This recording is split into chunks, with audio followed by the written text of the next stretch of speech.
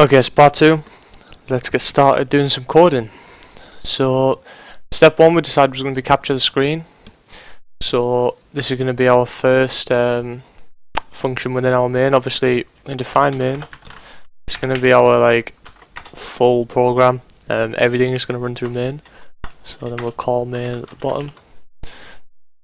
Now, inside main, first thing we decided was capture the screen. So we're going to capture the screen, we're going to save it to a variable. This variable, we're probably going to want to save the original board as an image.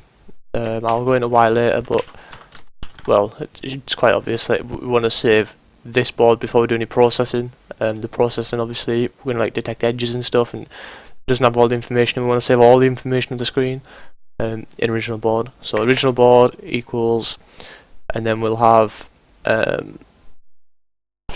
capture board. Seems like a whoops. So this function we'll write now. So define capture. Wow, I can't type. Capture board. And now this function is going to use. We're not going to call it original board. We'll call it image of board. This is probably. Yeah, we'll call it image of board, and then obviously we'll do all the processing on something that's not called the original board, and that way we'll keep it separate. It should be a lot clearer. So this is going to be saved as a numpy array. We're going to use pill dot image grab dot grab to grab the actual screen. Bbox equals. And then we need parameters for the values of the location of these corners. So I've already grabbed these, I know what these are, but for anyone who wants to know how to grab theirs, well, for starters, if you're on a 1080p screen, just drag floor free into the corner, let Windows resize it for you, then make the screen as small as possible, and then you can copy my exact ones. Or if you want to find them yourself, open up a command line, run Python, import PyAutoGUI, and then run PyAutoGUI dot display mouse position.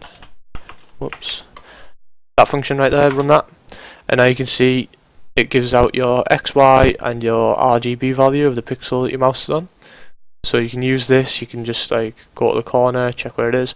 What I've done is I went to the corner and then I went a couple of pixels up, so I went to about here.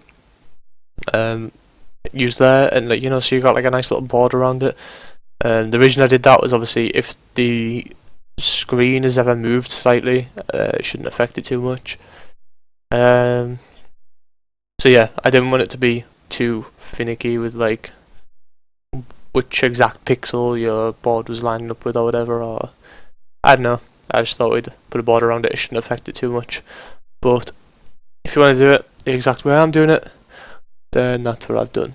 So the values I found were 30, 165, 470 and 610. Now once you've got that, pill uses BGR values, and CV2, which is the other package we're going to use, which is going to process the image, that uses RGB values. So if you watch now, if we cv2.imshow, if we show the image of board, whoops, there we go. If we show that now, and then cv2.waitKey, waitKey basically makes it so that, because this cv2 imshow, this is just going to show the image through cv2.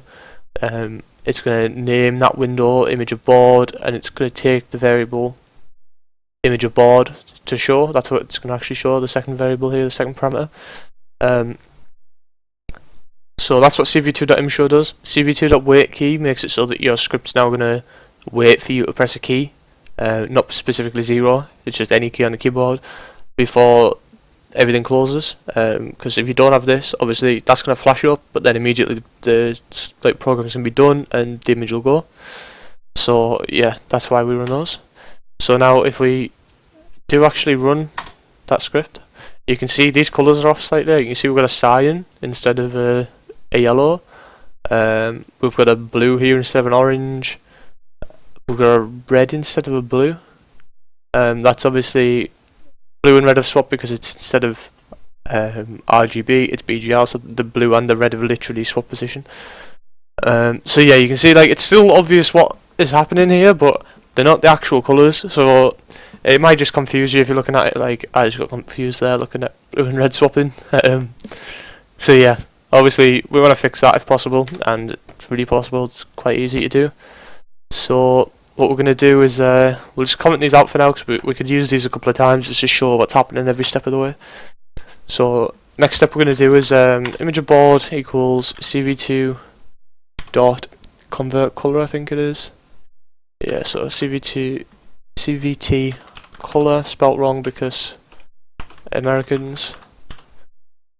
And then we're going to convert the color of image of board, and we're going to convert it using cv2 dot color underscore BGR to RGB.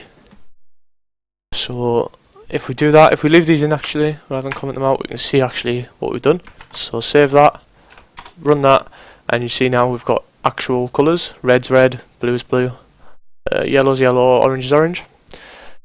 Green obviously was never affected, but yeah, there you go. So that's fixed. Now once we've got this image, we want to return it to our main function, because this is all this function is going to do. It's a nice little small function. So now we can return image of board, and then up here if we wanted we could just copy paste this just to make sure it's actually being returned.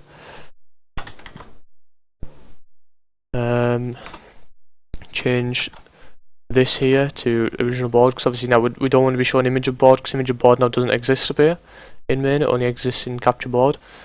So yeah, we'll show this one instead and run, and there you go, exact same things came up which we expected.